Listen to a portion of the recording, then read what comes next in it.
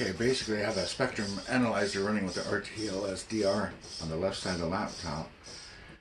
On the right side of the laptop is Arduino and the CNC shield, Arduino Uno and CNC shield, DRV8825 drivers, two NEMA 17 motors, Lazy Susan rotary washer belt, C-clamp, some piston string, and a microwave transformer. The thing's heavy. Nothing's bolted down. I can move that thing around. Nothing's bolted down. Only the motors. Okay, so I'm gonna run an Arduino sketch that moves the antenna from left to right, or 0 to 180, and it's gonna go up 1,000 steps, which is about 1 degree. I got a range of 35 to 55 degrees on the elevation, and that's 1,000 is about 1 degree roughly. I'd like to do it 20 times where it goes up. Should go left to right, up 1, then go right to left, up 1, then left to right, up 1. It's going to do a sweep, and I'd like to go back to 0 from where it starts every 20 times. I don't know how to do that yet. I'm researching it, but if anyone wants to help, they can. Anyhow, I'm going to start the sketch.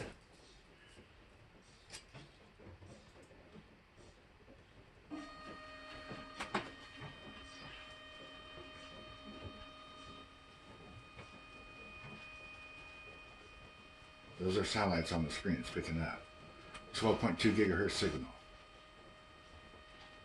The spectrum analyzer is running 50 megahertz wide, real time.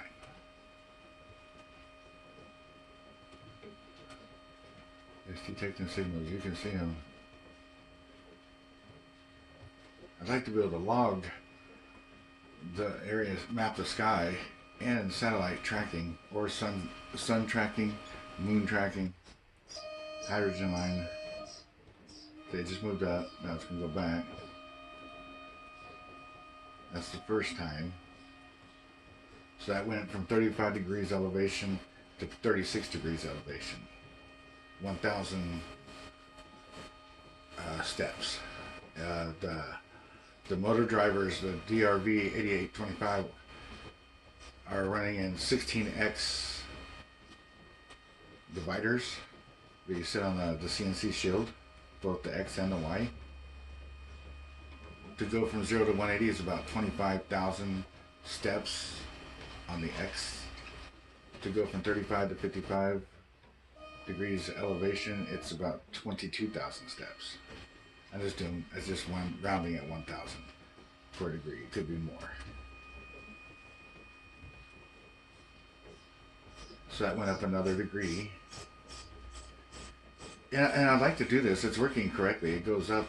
I just don't know how to stop it and make it go back from the beginning, so it just keeps on doing it over and over. I think that should be the first part, and then how to tie it in with the data on here to track.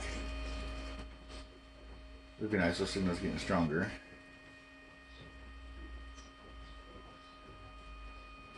Or log. It's pretty cool. It's pretty cheap. I think it's under a lot of the parts just laying around the house. But the Arduino shield and the CNC shield and the Arduino with the A4988 drivers, I think it was only $18. And then the stepper motors were $12.99 each.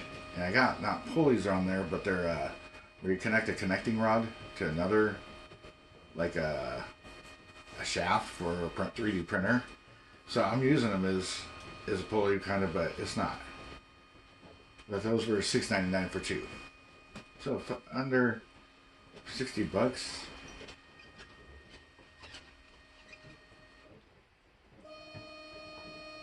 It's pretty neat.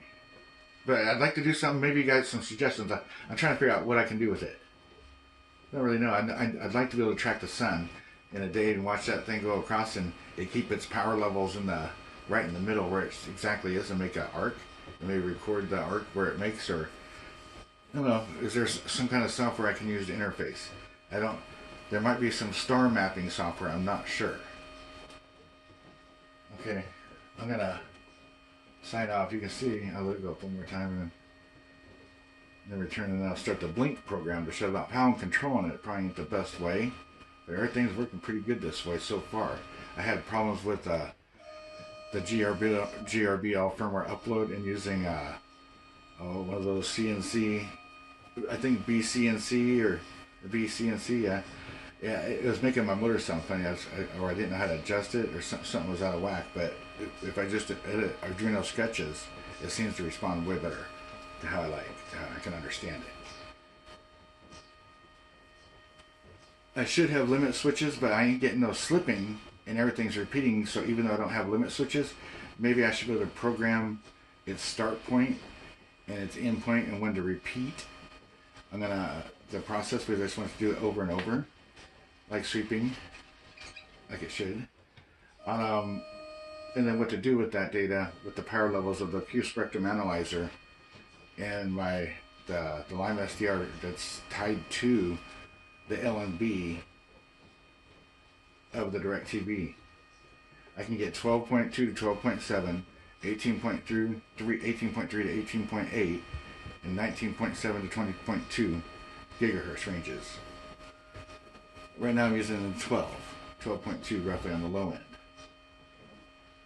You can see that screen. I mean, it should be able to make a heat map of the 12.2 gigahertz range or anything I select in between those with the 50 megahertz wide span. That's pretty neat. All right. I should have stuff ready here. Well, I'll catch it when it cycles all the way over to the left. So that way I catch it in the middle. That's probably about 38 degrees right there.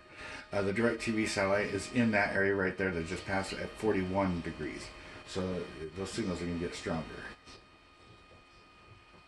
Okay, it's time to catch it so it shuts off. But there's a couple more KU band satellites over there or something. I should be able to make a map pretty easy, but you know, I don't know that stuff. Anybody wants to help would be great. Okay, just shut it off. Now I'm shutting off the video.